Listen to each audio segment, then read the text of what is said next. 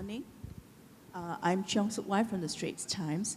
My question relates somewhat to the gentleman from India. In summits like these, we hear a lot about new technologies, good governance, various fresh ideas, urban solutions. But this morning, Ms. Clark, you touched on building capacities. And I think that before we really drill deeply into new technologies and whatnot, we should be placing more emphasis on building capacities, because to do otherwise would be really putting the cart before the horse. So could you please share with us what capacities could we tackle immediately, and in what areas, and how you think UNDP can work together with cities to do this. And very quickly, given that cities are going to power global growth from now on, in terms of economic growth, how will this shift from country to city complicate the building of capacities further? Thank you very much. I mean, many of the world's cities, of course, are so vastly larger than many of the world's countries. So I think the importance of cities being seen as a source of and driver of solutions is absolutely critical. And of course, many cities are well capacitated, but others are still struggling. First with the vision, then with the strategy that flows from the vision, then with the plan that flows from the strategy, and the benchmarks and the goals. So how to tackle this? I go back to the points I made at the beginning. Leadership is critical.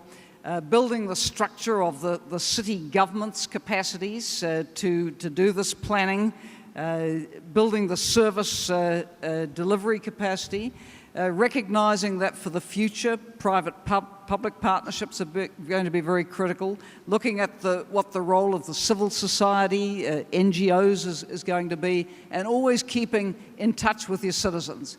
Autocracy in cities isn't going to work. It's going to need enlightened and participatory governance to take it forward. Look, we work on these issues around the world at all levels. And if I could take one of the world's newest states, I guess the very newest state, South Sudan, one of the things we've done on building capacity in government is to bring on loan from neighbouring countries, whether it's Ethiopia, Kenya, Uganda, others in the neighbourhood, people who are movers and shakers in their own public service to come and sit in and mentor and transfer skill to people in the nascent and very fast-growing departments. So that's the sort of approach we take, sort of show by example, support people to take on the skills that are needed to drive these kinds of policies forward.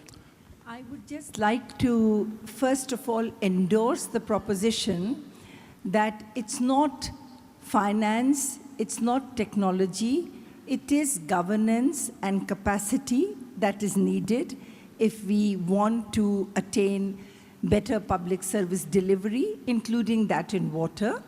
And since you mentioned Phnom Penh, I'm very happy to share this with you that exactly 1 year ago, I had written in a column in a national newspaper after visiting Phnom Penh and seeing what they had achieved, that while I'm very happy to see some public-private partnerships working to improve the situation of water in India, I wait for a day when we will see a public sector turnaround of the kind that we have seen in Phnom Penh. And I'm very happy to say that about 3 months ago, I wrote another column for a small town called Malkapur in Maharashtra, where a public sector turnaround of the kind that we saw in Phnom Penh has happened, and that town of 40,000 people now has 24/7 water, and people are actually paying water tariff that is higher than in Delhi, where I live. So my only purpose of making this intervention is that, yes, the challenge in India is enormous, but because we now have our municipalities on the move, if the state government provides an enabling environment, then with the nudging from the Government of India and some finance from the Government of India, the opportunities are tremendous, and a lot is actually happening where, with the help of technology, there are enough places where now capacity is being built, governance is there, and we can actually make a difference. Thank you.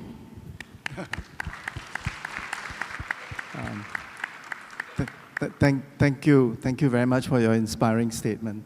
I think we should conclude with a question from the audience about the people. 10 people in the audience agree with this question. They said that one constituency is missing from this conference, and this is the ordinary people. And we can't succeed in achieving sustainable development and even conservation of water, of living in harmony with nature, if we are unable to reach out to the people. So what is the best way to engage the people in order to help us achieve these laudable goals?